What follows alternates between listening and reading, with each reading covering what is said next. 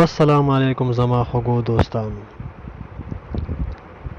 امید لرم چې تاسو ټول به ټیک ټاک یې او د الله تعالی نه ستاسو د صحت دعا غواړم. نن سبا که مونږ وګورو نو هر یو سړی پریشان دی او په څه ناڅه پریشانۍ کې راګیر دی او د دې وجه دا ده چې دا مونږ ټول د دین نه لرې یو، بلکې خپل الله تعالی هم هیر کړی دی او د نورو خلکو سره هم تعلق جوړ کړی دی. نو موږ له پکار دی چې موږ د خپل الله تعالی سره تعلق جوړ کړو او د بیکار خلکو سره تعلق ختم کړو.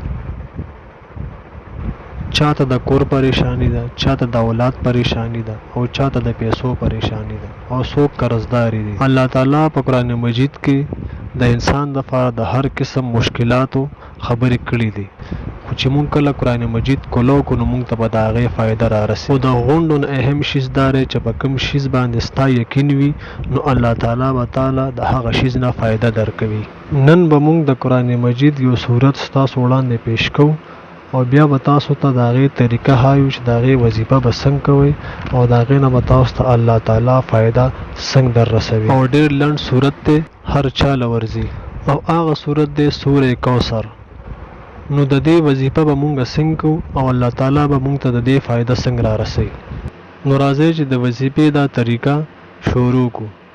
د غونډو نه مخکې چې کله تاسو وظیفه کوئ نو اول به تاسو درود شریف ووایئ. هغه درود شریف چې کومې مونږ په مونځ کې وایو، د هغې نه بعد 200 پیرې سوره کوثر به تاسو ولولئ او د هغې نه بعد به اخري کې بیا درود شریف تاسو ووایئ، یعنی کوم چې مونږ په مونځ کې وایو، یعنی په 24 غنټو کې به تاسو 200 پیرې سوره کوثر وایئ.